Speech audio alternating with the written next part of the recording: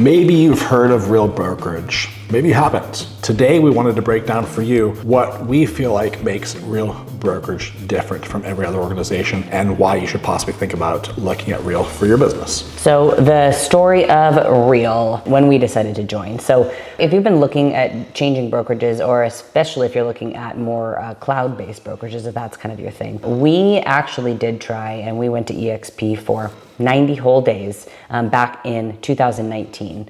For us, it wasn't a fit. We went back to Keller Williams. So when Real was presented to us in 2021, we were very skeptical. We were actually very closed off to it at first because of the experience that we had before. For us, it was important that any brokerage that we went to focused on buying and selling real estate. Let's keep the main thing. So when we were approached about Real, it was really important to us for us to kind of assess it and watch it and make sure that their wants, their culture was in alignment with what ours wanted to be. And so come November 2021, Real had about 2,200 agents total nationwide, and I think it was only in maybe 45 or 47 of the states at the time. Some states only had a couple of people then. Yes, it was still very, very new. Most people hadn't heard about it, but we decided to join. We decided to jump in and go all in with Real. We had the absolute fortunate experience to have an hour-long conversation with the CEO, Tamir Poleg. So we got to really experience firsthand his big lion heart.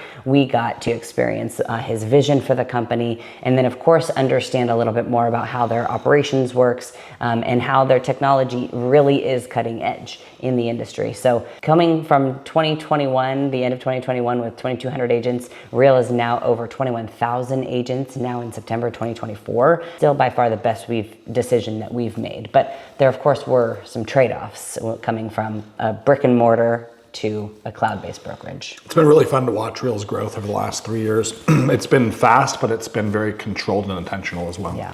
So what are some of the trade-offs? The biggest one obviously is giving up brick and mortar for a virtual environment. But that's really, in my opinion, the future of real estate. Brick and mortar, I think it's something that's kind of going away. It's just dying off slowly. You're seeing commercial leases being given up by big brokerages all over the place. A lot of people like Keller Williams are telling their operators, don't renew long leases, stay flexible on your leases, things like that. And so I think that there's kind of this natural progression getting away from big fixed holding costs for real estate offices. And that's kind of where EXP and Real have found some traction and some legs. It gives you a much lower cost model, but you don't have that in-person brick and mortar location to go to. I have a very hard reality that I'm going to hit you with right here, having been in a brick and mortar office for 4 years with Keller Williams. In my observation, we had 200 people in our office. There's about 20 people in the office at any given time. Oftentimes there was 2 or 3 people in the office. Yeah, so while agents crave an office, I don't see them actually use an office very often, because most people, they want the freedom of real estate. They want to be able to work from anywhere. And Real definitely they vibe and synergize to that. So maybe you're going to work in a coffee shop one day. Maybe you're going to work in a co-WeWork space another day. Or maybe you're just working off your phone on the fly in between taking your kids to go do stuff. Real really embraces that kind of freedom and that lifestyle, but you don't have that brick and mortar office to go to. Absolutely. So let's talk about some of the benefits of Real, because the model of Real in and of itself has a significant amount of benefits for the people that are looking for this type of thing. Number one, for us and for everybody who's experienced it, is the community and the connections that we make. Real doesn't just run on being a hypothetical, forward-thinking company. Real has some of the best up-and-coming talent. The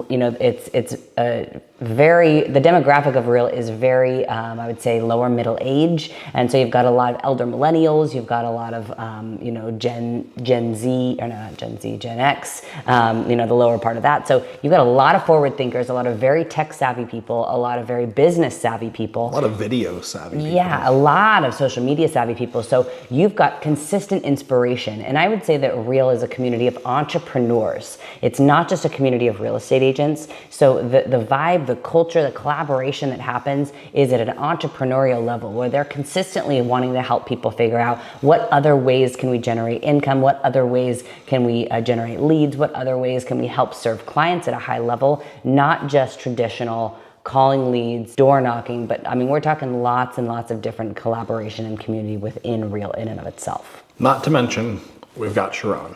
Obviously, yes. If you don't know who Sharon Shrivastava is, go Google him.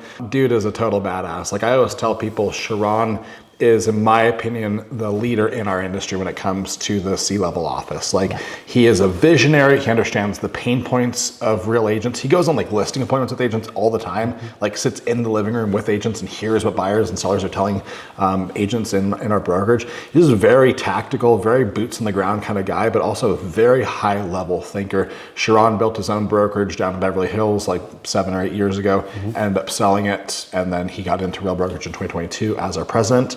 And he is so talented and such a gift to the entire organization. So let's talk about the economic efficiency, because this is definitely the benefit that attracts most people to at least explore and want to kind of open that door to take a peek at Real. There's a lot of dynamics to the efficiency of it, but the first one is, of course, the no monthly fee. If you're a newer agent, this is something that's probably going to be really important to you because it might take you 3, 4, 5 months to get your first escrow. Real will not be charging you a monthly fee while you have nothing going on. So there's never a monthly fee. Your fees are built into the transaction. So you must transact, you must close a home to actually incur fees. Very, very important for newer agents. The second component to talk about is the low cap. So the cap is $12,000 for single agents, and then it's $6,000 if you're on a team. That is much lower. At Keller Williams, ours was $21,000. So we saved a ton of money by having a cap brought down that much. There's also a super favorable split. So our split is 85-15 with Real. When I was at Keller Williams, it was 65-35 after all the royalty fees, the franchise fees, Gary's fees, all these other things that add up. It ended up being 65-35. So the split is awesome. It only takes in our market, a couple of transactions to cap, and then you're just paying little transaction fees on each deal until you pay those off as well. The other dynamic to talk about, and this is a big one, is the stock awards. I've been talking about Real stock since we came. I really think this is like a huge opportunity for people. When we came to Real, the stock was like $3 a share. Then it dipped all the way down to like $1.50 a share. And so the grants that we've gotten while we've been at Real have been enormous. There's a couple of ways that you can earn stock at Real. There's like 3 or 4 ways, but the most important one is what's called the stock purchase plan. Think of that as a 401k. As you're closing transactions, you can contribute a certain percentage of your commissions into Real stock, and Real will do a stock match on that for you at a certain percentage. It comes out to about $5,500 of free money every year, and it's running on a 1-year vest. So say you invest $18,000 and then they match another $5,500, you start to build up this kind of nest egg of retirement at Real, and you can pull it out a year later if you want to and put it in just your normal portfolio. So that's the stock purchase plan. The other big stock opportunity is what we call the Elite Agent Award. To get the Elite Agent Award, you have to pay off the $12,000 cap, and then you have to pay $6,000 in transaction fees. It's $285 per file till you've hit that $6,000. Then it drops to, I believe it's $129 per file after that. But if you pay in the $12,000, pay in the $6,000, now you get $16,000 back in Real stock. And that's $16,000. It's not just a number of shares. So when the stock is low, you're getting a disproportionately high amount of shares. This is the opportunity that Real presents at the current moment. What's the stock trading at for now? Like $5 a share? It's about $5.50 a share. So the grants are still massive if you go Elite, right? It's hard to go Elite, but if you go Elite, you sell that 30, 35 houses, whatever it is, you're getting a huge payout. And now all of a sudden Real is paying you to be at the brokerage, okay? The third stock component I want to talk about, once you've gone Elite, is you now are eligible for the Cultural Award, which means you teach a class in the Real Academy. Real is really cool in the way that they incentivize their top performers to train other people in how to become badasses as well. They don't ask us to do it for free. They compensate us for doing it. We can earn $8,000 per year just by teaching that class. That's a Cultural Award. So stock purchase plan, the Elite Agent Award, and then the Cultural Award. Those are the 3 big ones you want to be aware of. There's a couple other smaller grants as well, like when you cap and when you attract agents to Real. The third and probably most important, maybe not most important, but a very important part that some people are attracted to and some people could care less about in the economic model is, of course, revenue share. The way that Real has stacked its revenue share, it's basically created an environment for people to have a vested interest in other agents' success. And so while a lot of people would maybe have been predatory recruiting into some brokerage models, Real has an absolutely zero recruiting policy, which has been an incredible way for us to maintain the culture at Real. But as people come in, Real will literally pay you as the agent on the production of the people that you bring into Real and who you are now the sponsor to. And so in order to be able to do that, obviously they have to be producing. You don't get paid until they produce, but it's not coming out of anything of theirs. They are not actually paying you. The company is paying you. So you have a first-hand vested interest in the success of your people, which creates an environment of collaboration, right? I'm going to want to mentor all the people that I'm bringing in, especially the newer agents coming in, and continue to help and support their business. And in return, Real is going to grant me stock and shares and revenue share to be able to do that. So it's a huge tool in order to build that collaboration culture that we have so strong at Real. There are 5 tiers to the revenue share tree at Real. So to give you an example, if I brought Rachel to Real, I could earn up to $4,000 because she's in my tier 1. And again, I'm paid on each closing, not just when she caps. And then if Rachel brought in Susie, let's say, and then Susie closes a deal, Rachel would get $4,000, up to $4,000. I'd get $3,200. So it goes down $800 each tier until you go all the way from $4,000 down to $800, but it goes 5 levels deep. So you can build a very large network relatively quickly. And while revenue share has gotten kind of a bad reputation, it's almost like an ugly word, it is actually the glue that pulls people together. Now all of a sudden, we've locked arms. We're business partners. We're in this together. We have a vested interest in your success. We want to see you win, and we're going to help you get there. The next part to talk about is the technology. You know, I remember when we talked to Tamir in 2021, he said, like, we're really a technology-focused company. Like, that is a huge part of where we're going and how we're going to do it. Like, we want to keep the agent in the center of the transaction. We're going to surround them by technology and tools, right? And the Real app is the best example of that. The Real app is completely proprietary to Real. It's not like just a white label version of something else. And you can run your entire business off of it. You can do commission disbursements off of it. You can track all of your commissions. You can track your revenue share.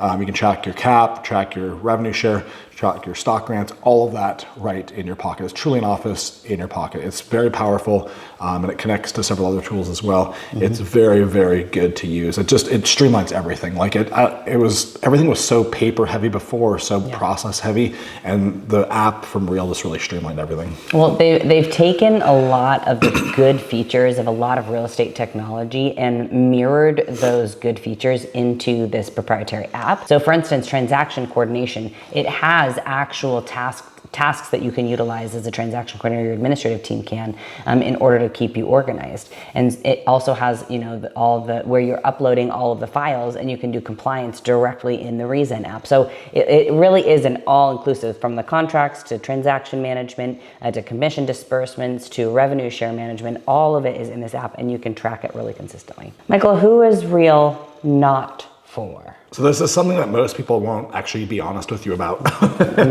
But I like to be extremely, almost like overly honest about this one. Real is not for people that are not self-driven. Like, if you're going to wait for people to come to you to fix your problems, don't come to Real. Like, we're not a good fit for you. If you're self-driven, if you're going to reach out to things like your sponsor, your upline, your downline, and help them out and ask for help, then this could be a good fit for you. But if you're just going to sit back, if you're not going to participate, and then say Real does nothing for you, that's a non-fit in my book. Like, that's just not going to work out well for you at Real. So if you're an action taker, if you're a doer, if you like community, if you want to tap into the community, you want to contribute to the community, not just take from it, then Real could be a really good option. But if you're not that, I don't think it's going to be a good fit for you. Yeah. The other thing that the other people that it is not for are people who are solely looking to recruit. So if you are wanting to just build a network, just come in and build your revenue share business, and you're not actively buying and selling real estate and in the trenches with buyers and sellers or your team agents, it's not going to be a good fit. Real has a very strict non-recruiting policy for this exact reason. We do not,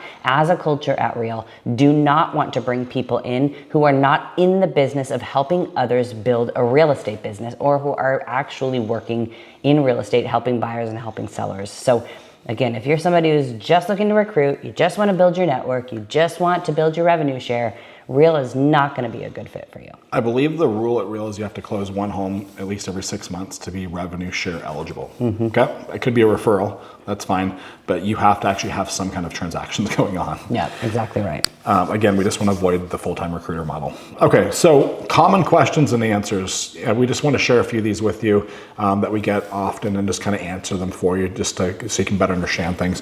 The first question, Rachel, why Real versus brick and mortar? Well, again, it's completely dependent on what you're looking for. If you're looking for an in-person, environment where you can go to an office and have in-person meetings every single week, and it's really important to you to have a receptionist, and it's really important to have, those kind of things, Real may not be a fit. However, if you're looking for forward-thinking technology, if you're okay connecting with people via Zoom and in workplace, in apps, and following threads and sharing things digitally like our world does today, then Real could be a perfect fit for you. So it really is dependent on what kind of business you're looking to do and what kind of community that you're wanting to have. But Real versus brick and mortar are going to be incredibly different depending on what you're looking for. Michael, how is the tech? Like I said before, the tech is world-class, and this is not just Real taking somebody else's technology and putting their name on it. Okay, they're actually developing it.